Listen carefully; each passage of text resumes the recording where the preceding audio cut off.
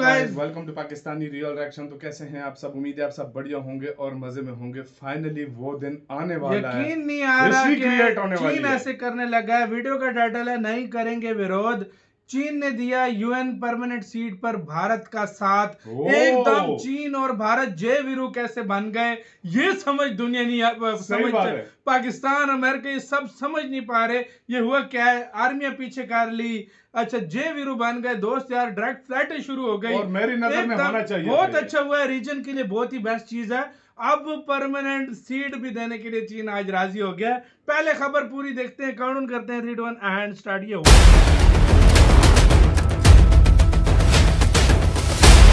दोस्तों, United nation के अंदर किसको परमानेंट सीट दी जाए, किसको वीटो पावर दी जाए, किसको नहीं, इसको लेकर अब बहस शुरू हो चुकी है। यूएन के 69वें सेशन से सभी देशों को उम्मीद है कि इस बार शायद यूनाइटेड नेशन में बड़े बदलाव हमें देखने को मिले। वहीं इस बार बदलाव को लेकर फ्रंट फुट पर या यूं कहें कि बड़ी भूमिका निभाते हुए अमेरिका दिखाई दे रहा है। अमेरिका ने पिछले दिनों भी ये प्रस्ताव पेश किया था कि यूनाइटेड नेशन में बदलाव किए जाए, साथ ही डेवलपिंग नेशन और अफ्रीकी देशों को इसमें मौका मिलना चाहिए। इस प्रस्ताव के ऊपर हमने पिछले ही हफ्ते वीडियो बनाकर आपको बताया भी था। वहीं अब अमेरिका ने एक बार फिर से बड़ा बयान दिया है। अमेरिका की तरफ से कहा गया है कि यूनाइटेड नेशन की परमानेंट सीट को लेकर भारत एक मजबूत दावेदार है। वहीं ऐसी कोई वजह नहीं है जिस कारण से भारत को यूनाइटेड नेशन में परमानेंट सीट ना दी जाए। अमेरिका हमेशा से भारत की परमानेंट सदस्यता का समर्थन करता हुआ आया है और हम इस बार भी चाहते हैं कि भारत को इसमें स्थायी सदस्यता मिले। भारत दुनिया की 5वीं सबसे बड़ी अर्थव्यवस्था है, तो वहीं दुनिया की तेजी से बढ़ती हुई इकोनॉमी है। इसके साथ ही भारत दुनिया का एक ताकतवर देश है जिसके पास परमाणु हथियार होने के बावजूद शांति की बात करता है। इसके अलावा क्लाइमेट चेंज, पर्यावरण और पॉल्यूशन वगैरह को लेकर भारत एक सक्रिय भूमिका निभाता है। इसके अलावा वर्ल्ड लेवल पर भारत एक काफी ताकतवर देश बनकर सामने आ रहा है। ऐसे में यूनाइटेड नेशन की परमानेंट सदस्यता भारत को मिलनी ही चाहिए। ये बात अमेरिका की यूनाइटेड नेशन में स्थायी प्रतिनिधि लिंडा थॉमस ने कही है। अब दोस्तों, यूनाइटेड नेशन में बदलाव को लेकर उठ रही ये आवाज हर बार से अलग क्यों है और इस बार क्यों सभी 5 परमानेंट देशों के ऊपर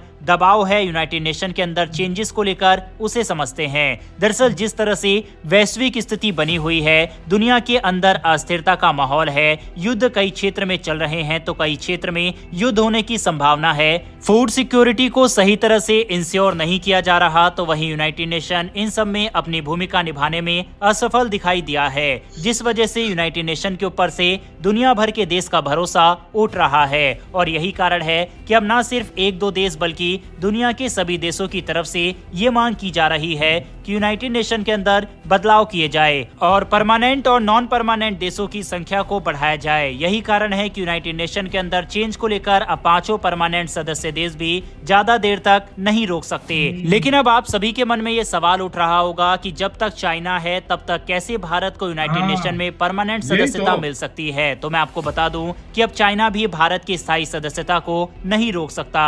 इसके पीछे कारण यह है कि जिन देशों की दावेदारी परमानेंट सीट को लेकर है, जिसमें भारत, जापान, जर्मनी और ब्राजील शामिल है, इन देशों के 5 परमानेंट सदस्य देशों में से किसी न किसी से विवाद है। जैसे कि भारत का चीन से है, जापान को चीन और रूस नहीं चाहते, तो वहीं ब्राजील को अमेरिका, फ्रांस और यूनाइटेड किंगडम नहीं चाहते कि स्थायी सदस्यता दी जाए। तो इस सूरत में अगर 5 परमानेंट सदस्य देशों ने अपनी पर्सनल गर्ज को नहीं हटाया तो यूनाइटेड नेशन के अंदर चेंजेस कभी हो ही नहीं सकते और ये संगठन एक तरह से किसी काम का नहीं रह जाएगा और परमानेंट सदस्य देशों के ऊपर भी बाकी देशों का भरोसा नहीं रहेगा। यही कारण है कि अगर इन देशों को भी अपनी धाक दुनिया में जमाए रखनी है तो यूनाइटेड नेशन के अंदर चेंजेस करने पड़ेंगे। वहीं दूसरी तरफ जिस तरह से भारत और चीन के रिश्ते धीरे धीरे सही होते हुए नजर आ रहे हैं, ऐसे में हो सकता है कि आगे चलकर चाइना समर्थन कर दे भारत की परमानेंट सदस्यता का। हालांकि इसके चांसेस 1% से भी कम है, लेकिन कूटनीति में कब क्या हो जाए ये कह नहीं सकते, क्योंकि वर्ल्ड पॉलिटिक्स में कोई ना तो किसी का दोस्त होता है और ना ही किसी का दुश्मन। वहीं दूसरी ओर अमेरिका की तरफ से जो प्रस्ताव पेश किया गया है उसमें भारत, जापान, जर्मनी साथ ही अफ्रीका के लिए 2 परमानेंट सीट का प्रस्ताव पेश किया गया है। यूनाइटेड नेशन के अंदर अगर ये प्रस्ताव पारित होता है तो जहां एक तरफ अफ्रीका को यूनाइटेड नेशन में प्रतिनिधित्व का मौका मिलेगा, तो वहीं एशिया से भी भारत, खासतौर पर दक्षिण एशिया का प्रतिनिधित्व करेगा। जिस तरह से यूनाइटेड नेशन से खबर आ रही है उससे यही लगता है कि इस बार परमानेंट सदस्यता के लिए देशों को चूज कर लिया जाएगा। हालांकि नए सदस्य देशों को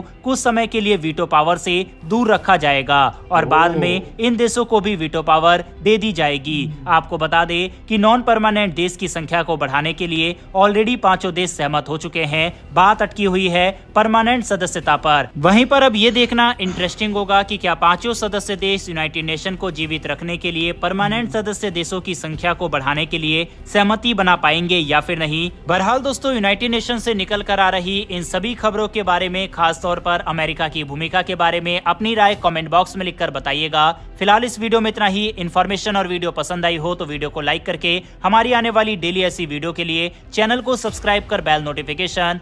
इसी के साथ यार वीडियो खत्म। चलो भाई, मुझे अभी बहुत टाइम बाद वीडियो के ऊपर कोई अच्छी खबर आती हुई नजर आ रही है और वाकई में जिस तरह के अभी रिलेशन अच्छे हो रहे हैं, मतलब चीन के और भारत के, मुझे भी, मैं यार 50-50 में अभी भी बोलूंगा। मैं 50 नहीं बोलूंगा।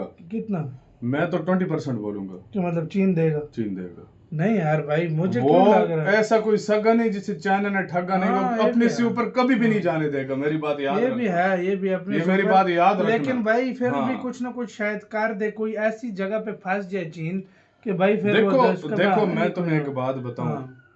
चाइना ऐसा कंट्री है ना हम्म। कि वो इंडिया के साथ एक सूरत में करेगा। हाँ। मुझे जो लग रहा है वो कहेगा कि ये भाई मुझे इन्वेस्टमेंट अपने देश में लाने वो दो, तो भारत फिर हमारे साथ बत्ती सब तौर कुछ पे करने लाएगा दो। ना। दूसरा एक ये बार कि भारत बनने जाए, दूसरा ये कि फिर यार डंडा देखो भारत भी देगा। ये दौर, ये टाइम ऐसा है ना, इंटरेस्ट होता है इसमें, इंटरेस्ट होता है, जिस इंटरेस्ट के साथ और दुनिया के साथ चलना पड़ता है। हम्म। अगर चाइना ने बचाना हुआ वाकई भाई दुनिया भाई, के साथ चलना हुआ भारत तो फिर उसको तो ठीक बोलेगा है। भाई। मैं तो कहता हूँ भारत उसको बोले कि भाई ठीक है, चीन जी कुछ करता है कर कुछ टाइम के लिए। जैसे ही वीटो बने भाई, चीन को लाद मार के निकाला भाई सीरियसली। वैसे लेकिन यार वैसे ये चीन निकल नहीं सकता। नहीं वो तो नहीं निकल सकता भाई। वीटो से कोई अभी तक रशिया को निकाल के बाहर फेंका होता। सही बात है, ये तो है। लेकिन रशिया अभी तक नहीं निकल पाया क्योंकि वो वीटो पावर है। एक बंदा भी वीटो करे तो ये नहीं बड़ा होता, गंदा रूल ये है। बड़ा गंदा वैसे बड़ा रूल है। गंदा रूल है। बेशक 190 देश एक तरफ हो, एक वीटो एक पावर देश कंट्री। मतलब वो आए बोले कि भाई वीटो है तो भाई भाड़ में क्या प्रस्ताव। इसलिए इंडिया बार बार कहता है कि यार ये इंडिया चेंजेस को कहता है ये होने अनफेयर चाहिए। रूल है तो इसको चेंजिंग होना चाहिए और ये भी चेंज होना चाहिए कि जो एक बंदा भाई सारा कुछ चेंज कर देता है।